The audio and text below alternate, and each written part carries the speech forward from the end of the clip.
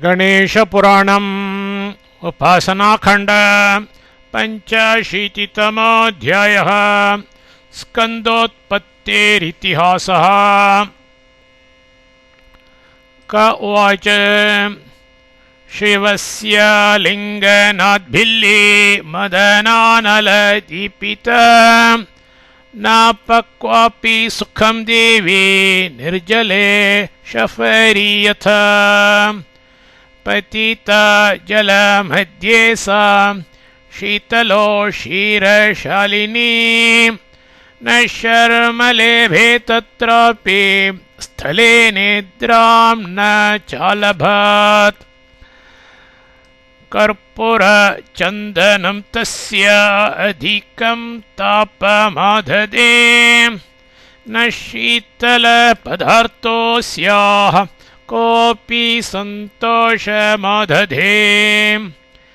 एवं बहुतिथे काले सास्तिचर्मावशोषिता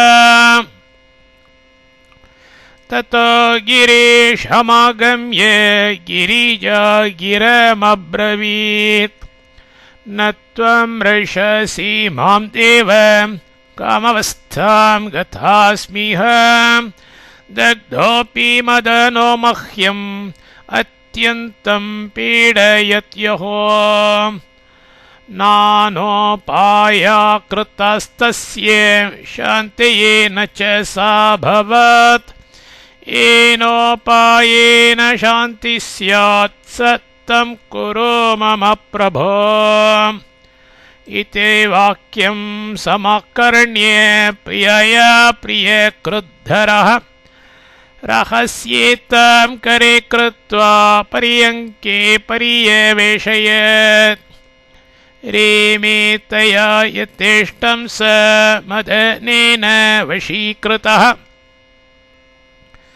मृतेनापि कृतं तेन महत्कार्यं सोरेरितम्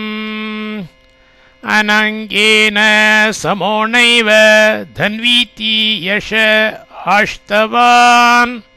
तयोस्तु क्रीडतो याताः 60,000 भ्रष्टस्थाना मुनिसुराः श्रुत्वा मदनचेष्टितं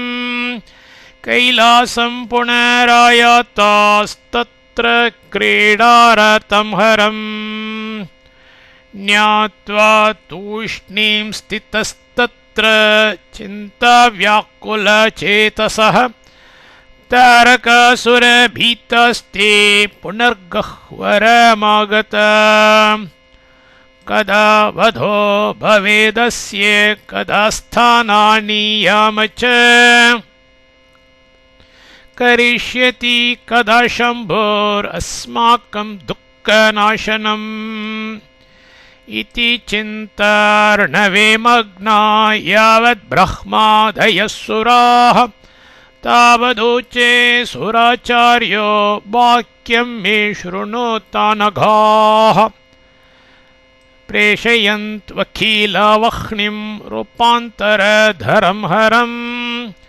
सहरं बोधयित्वाशो भवत्कार्यं भविष्यति ततस्ते वह्निमाकार्य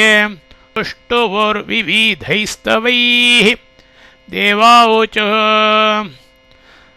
त्वत्तो यज्ञक्रिया ब्रह्मन् संस्कारा सर्व एव हि अपां त्वमसि हेतुश्च देवानां मुखमेव च अग्निहोत्र प्रणेता त्वं गार्हपत्यादीनामभिः त्वमेव पिबसि शाब्धि वारि नित्यं महत्तरं त्वमेव पचसे नॄणां जठरे षड्रसानपि त्वमेव सर्वजन्तूनां सन्धौ सन्धौ विचेष्टसे त्वया त्यक्तं प्रेतसंज्ञां लभते दह्यते त्वया हेतुस्त्वमसि देवेश जन्तूनां प्राणधारणे त्वयाद्भिश्च विना नान्नं पक्तुं शक्यं न च क्वचित् त्वमेव ब्रह्मा रुद्रश्च सूर्यश्चानेकरूपधृक् त्वमेव जायसे मूलं क्रोधस्य जगदीश्वर यत्र तत्र भवेत् तेजस्तत्तद्रूपं तवैव च अतस्त्वां प्रार्थयामोऽद्य त्रिलोक्योपकारक त्रैलोक्याक्रमणं तेन तारकेण कृतं विभो जानासि तन्न भोवाणीं कामस्यापि च तां गतिं पार्वतीहरयोर्बोधं चिरं क्रीडानिमग्नयोः कुरु गत्वान्यरूपेण भिक्षां याचस्व तत्र वै एवं कृते जगत्कार्यम् अस्माकं च भविष्यति ब्रह्मोवाच इति देव वच श्रुत्वा काषाय वसनो द्विजः भूत्वा शुष्माययौ तत्र यत्रास्तां पार्वतीश्वरो क्रीडासक्तो बहिस्थित्वा भिक्षां देहीत्युवाच सः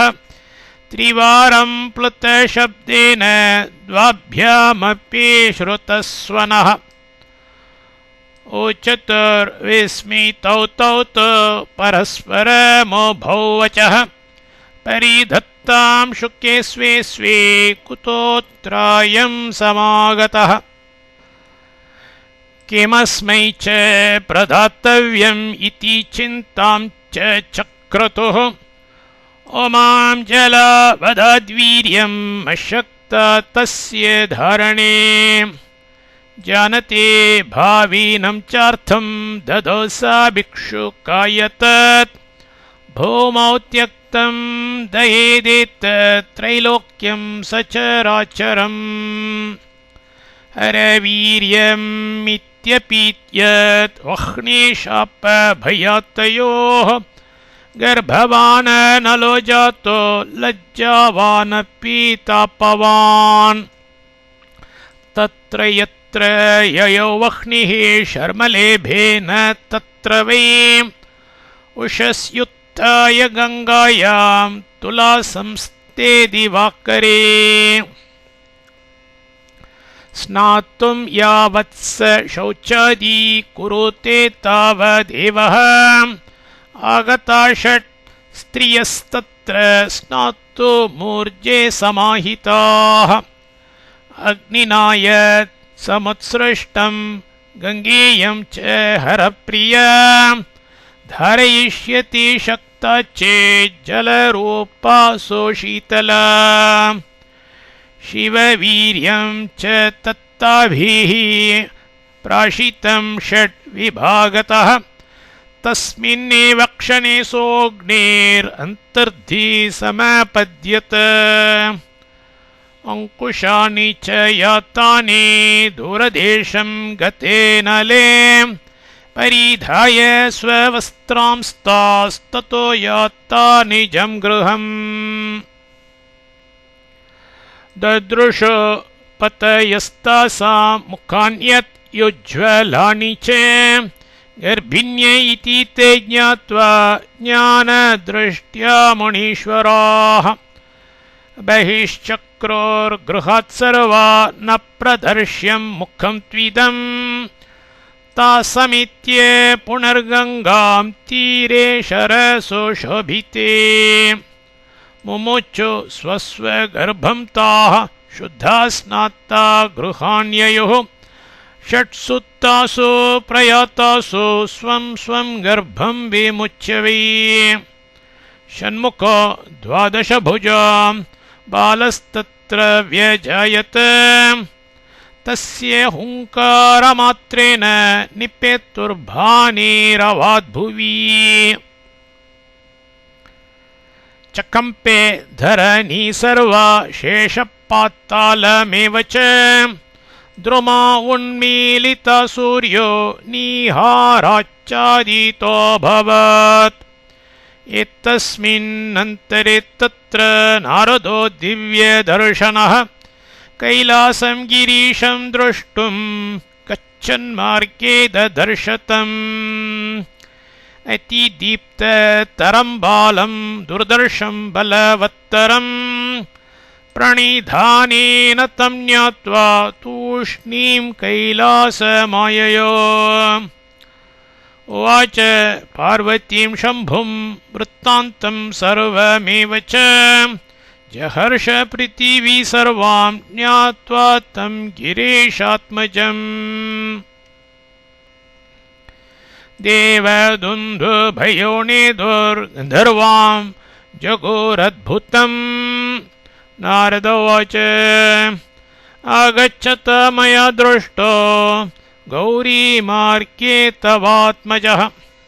षण्मुखो द्वादशभुजो सूर्यकोटिसमप्रभः गङ्गातीरे निपतितस्त्यक्तस्ते षण्मुखो नु किम् कोटिकन्दर्पशोभाढ्यो गर्जितक्षोभिताखिलः कथं निष्ठुरताकारी गौरी सुन्दरबालके कवच